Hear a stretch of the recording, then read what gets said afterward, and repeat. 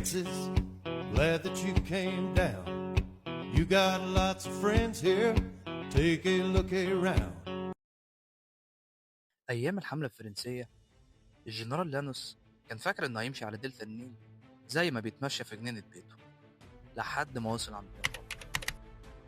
أهل البلد وقتها كانوا فلاحين على قد حالهم، بس قلبهم مولع وقرروا يقطعوا الطريق على الفرنسيين ويضربوا خطوط الإمداد. الجنرال اتجنن، بعت جيشه، حصلت معركة جامدة وسقط منها شهداء كتير. وبعد ما الفرنسيين انتصروا بقوة حرقوا متغمر بالكامل. لكن رغم الحرق والخراب القصة دي فضلت علامة على شجاعة أهلها، واللي بعدها بسنين بقت الناس تقول أحسنت يا متغمر.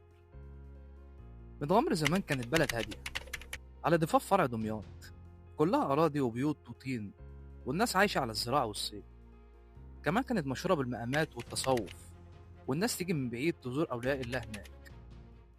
ومع عصر محمد علي الدنيا اتغيرت، اتعملت مصانع للغزل والنسج، وبدأت التجارة تكبر والمدارس اتفتحت وفيها تعليم بالعربي والتركي والفرنساوي.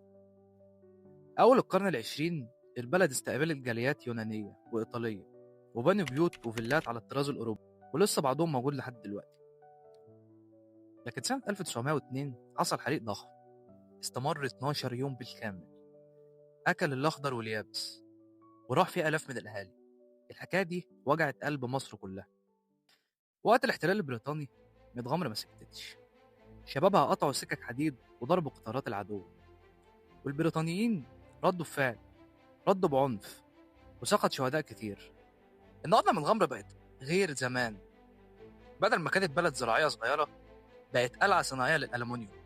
أكتر من 70% من أواني مصر بتتعمل فيها، وشوارعها زحمة بالناس والمحلات، ولسه الروح القديمة موجودة في الحواري والبيوت القديمة.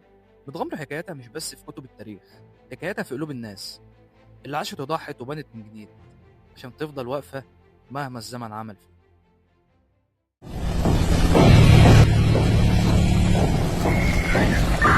What is Arrow?